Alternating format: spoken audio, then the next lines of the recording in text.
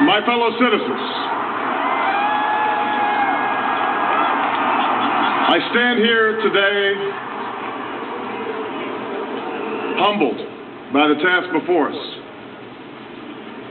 grateful for the trust you've bestowed, mindful of the sacrifices borne by our ancestors.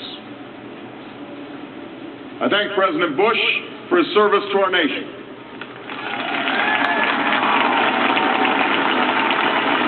As well as the generosity and cooperation he has shown throughout this transition. 44 Americans have now taken the presidential oath. The words have been spoken during rising tides of prosperity and the still waters of peace. Yet, every so often, the oath is taken amidst gathering clouds and raging storms. At these moments, America has carried on not simply because of the skill or vision of those in high office, but because we, the people, have remained faithful to the ideals of our forebears and true to our founding documents. So it has been, so it must be with this generation of Americans. That we are in the midst of crisis is now well understood. Our nation is at war against a far-reaching network of violence and hatred.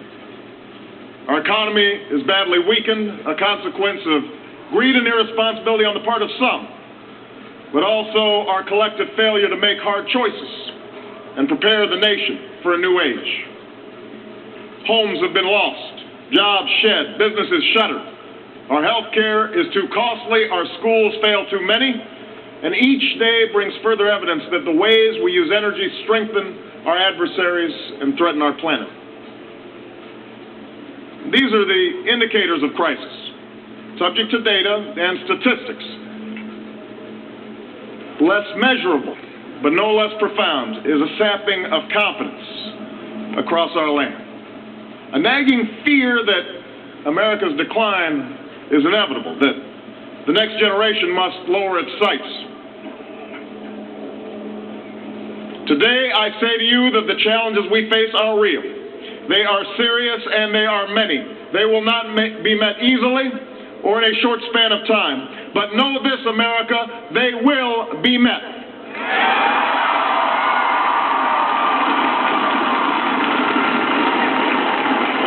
On this day, we gather because we have chosen hope over fear, unity of purpose over conflict and discord.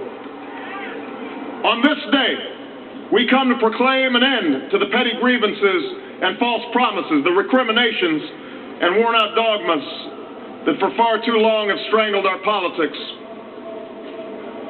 We remain a young nation, but in the words of Scripture, the time has come to set aside childish things.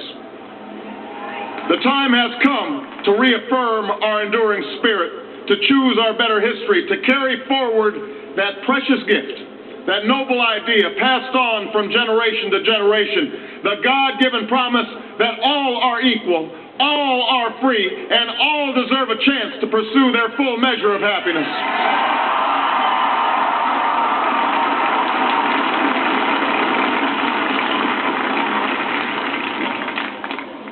In reaffirming the greatness of our nation, we understand that greatness is never a given. It must be earned. Our journey has never been one of shortcuts or settling for less. It has not been the path for the faint-hearted, for those who prefer leisure over work or seek only the pleasures of riches and fame.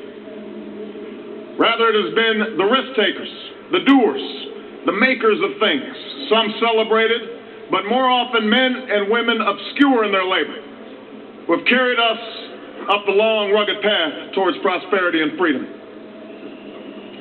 For us, they packed up their few worldly possessions and traveled across oceans in search of a new life. For us, they toiled in sweatshops and settled the West, endured the lash of the whip, and plowed the hard earth. For us, they fought and died in places like Concord and Gettysburg Normandy, and Khe Sanh. Time and again, these men and women struggled and sacrificed and worked till their hands were raw so that we might live a better life. They saw America as bigger than the sum of our individual ambitions, greater than all the differences of birth or wealth or faction. This is the journey we continue today. We remain the most prosperous, powerful nation on earth. Our workers are no less productive than when this crisis began.